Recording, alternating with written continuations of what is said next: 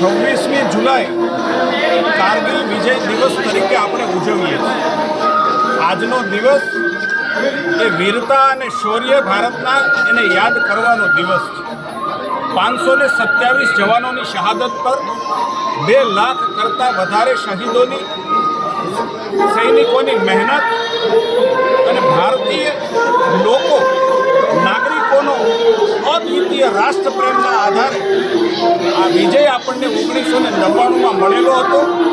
તત્કાલીન પ્રધાનમંત્રી અટલ બિહારી વાજપેયી તારીખ 26મી જુલાઈને આ શૌર્ય ગાથાને નવી પેઢી યાદ રાખી શકે, વીર જવાનોની શહાદતને આપણે યાદ કરી શકીએ અને 2 લાખ જેટલા જવાનોની મહેનત જે છે આ વિજયની અંદર એના ઉપર કંડારાયેલા વિજયને આપણે નવી પેઢી અને ઇતિહાસને યાદ રાખી શકીએ એટલા માટે આ દિવસને ઉજવીએ છીએ। હું રાજુલા વિધાનસભાને ખૂબ ખૂબ અભિનંદન આપું છું કે અમરેલી જિલ્લા કક્ષાનો કાર્યક્રમ આજે રાજુલા મુકામે યોજાયો। સમગ્ર જિલ્લામાંથી કાર્યકર્તાઓ અહીંયા ઉમટી પડ્યા। અમારા ધારાસભ્ય શ્રી દંડક શ્રી કૌશિકભાઈ જયવી કાકડિયા અને અમારા યુવાન અધ્યક્ષ એની આગેવાની આજે આ મશાલ રેલી સાચા અર્થની અંદર આ વીરોની શહાદતને આજે આ સાચા અર્થમાં શ્રદ્ધાંજલિ